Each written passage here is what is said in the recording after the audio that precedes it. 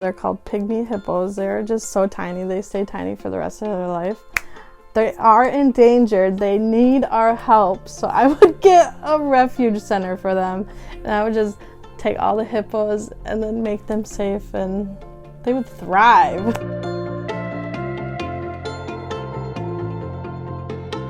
I am the Stable Housing Tenant Relations Coordinator, meaning that I'm essentially the landlord, but we don't use the word landlord. I am managing 138 units. We focus more on the tenant relations aspect of it.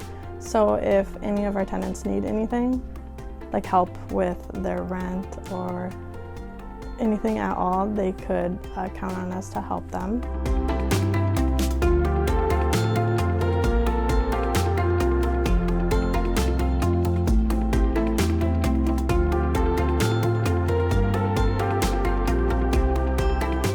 In stable housing, we require people to live a clean and healthy life, including having a clean and healthy environment around them.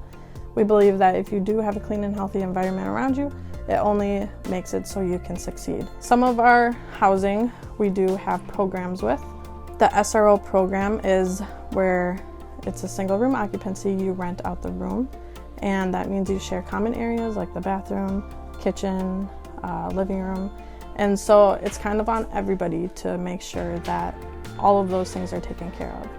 And so part of their programming, it requires me to do monthly inspections. So I go in and I do inspections. I make sure that the kitchen's taken care of. I make sure everybody's living area is clean, just like I would make sure anybody else's area is clean.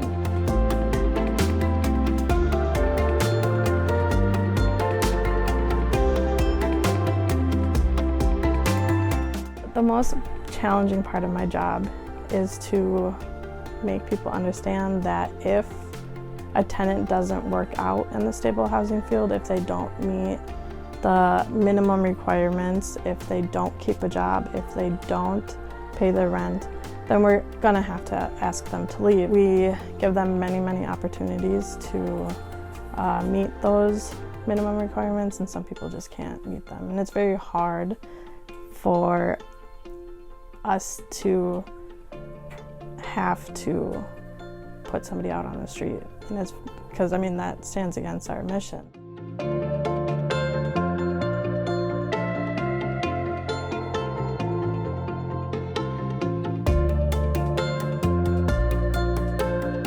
We work very closely with Harbor House, and we provide housing for some of their people who apply with us.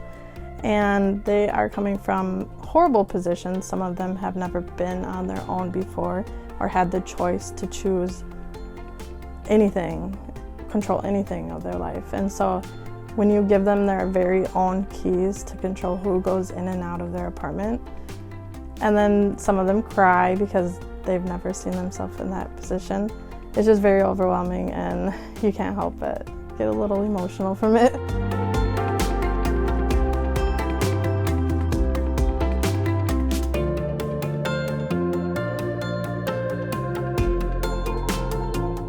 When people come to grab applications and expect like a house just handed to them overnight, that is nowhere near the expectation. What happens is that if we have an open unit, we then accept applications. We don't have a waiting list. We don't call back to tell people, no, you didn't get it, but here's what you can do. We don't give people false hope for getting housing.